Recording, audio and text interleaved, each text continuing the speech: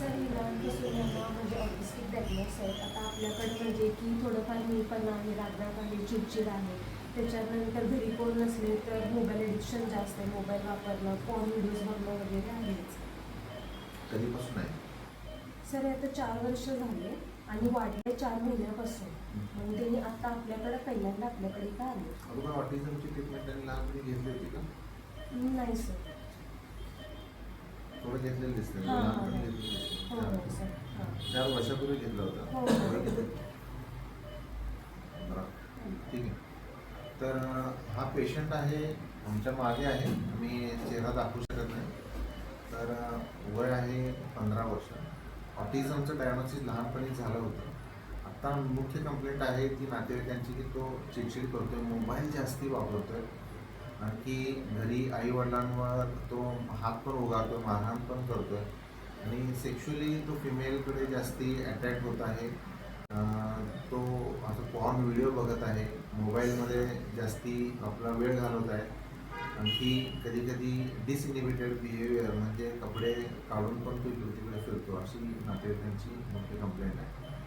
तर आता सांगायचं एवढंच की या व्यक्तीला, या पेशंटला ऑटिझम स्पेक्ट्रम डिसऑर्डर आहेच, अनट्रीटेड आहे, लहानपणापासून थेरपीज प्रॉपर झालेले नाही आहेत आणि अशी हिस्ट्री आहे.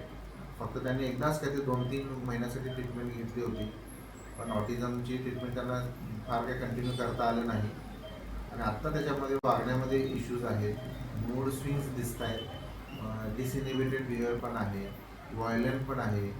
तर या सिच्युएशनमध्ये आम्ही आता असा डिसिजन घेतलेला आहे की या पेशंटला आम्ही बिहेवियरली कंट्रोल केलेलंच आहे.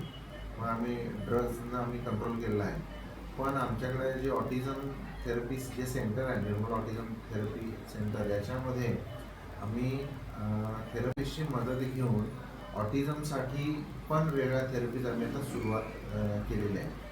प्रॅक्टिकली हा पेशंट जवळजवळ पुढच्या एरियातून आलेला आहे. अपडाऊन करणं शक्य नव्हतं. त्यामुळे या ऑटिझमच्या पेशंटला आम्ही 1 महिन्यासाठी रेसिडेन्शियल प्रोग्राम आम्ही इथं दिलेला आहे आणि या अंतर्गत आम्ही या पेशंटला 1 महिना आम्ही आमचे बिहेवियर कंट्रोलसाठी पण औषधं चालू केलेलं आहे आणि सोबत ऑटिझमसाठी ज्या थेरपीज वेगवेगळ्या लागतात, त्याच्यामध्ये ABA थेरपी आहे, बिहेवियर थेरपी आहे, अलाइड आणखी सेन्सरी इंटिग्रेशन थेरपी आहे. या सर्व थेरपीचा आम्ही आता समावेश करून पेशंटला आम्ही आता जवळजवळ 18-20 दिवस झालेत आणि इम्प्रूव्हमेंट आम्हाला दिसत आहे. तर सांगायचं एवढंच की ऑटिझम स्पेक्ट्रम डिसऑर्डरमध्ये लवकरात लवकर ट्रीटमेंट घेतली की चांगलं आहे, पण जेव्हा तो मोठा होतो, 14-15 वर्षाचा होतो, त्यावेळी बिहेवियर कंट्रोल करणं जरा डिफिकल्ट जातं आणि अशा सिच्युएशनमध्ये पण अशा पेशंटना आम्ही आमच्या निर्मल ऑटिझम सेंटरमध्ये, निर्मल हॉस्पिटलमध्ये आम्ही राहण्याची सोय केलेली आहे. रेसिडेन्शियल प्रोग्राम आम्ही देत आहोत. नातेवाईकांना पण आम्ही सोबत राहण्याची संधी दिलेली आहे. नातेवाईक पण पेशंटबरोबर राहून ते थेरपी शिकून पेशंटला घरी त्या थेरपीज पेशंटच्या कंटिन्यू करू शकतात. पुन्हा 2-3 महिन्यांनी पुन्हा ते आमच्याकडे थेरपीसाठी, नेक्स्ट लेवलच्या थेरपीसाठी पुन्हा आमच्याकडे राहून 1 महिना राहून पुन्हा थेरपीज घेऊन पुन्हा ते आपल्या गावी किंवा आपल्या नेटिव्ह प्लेसला ते कंटिन्यू करू शकतात.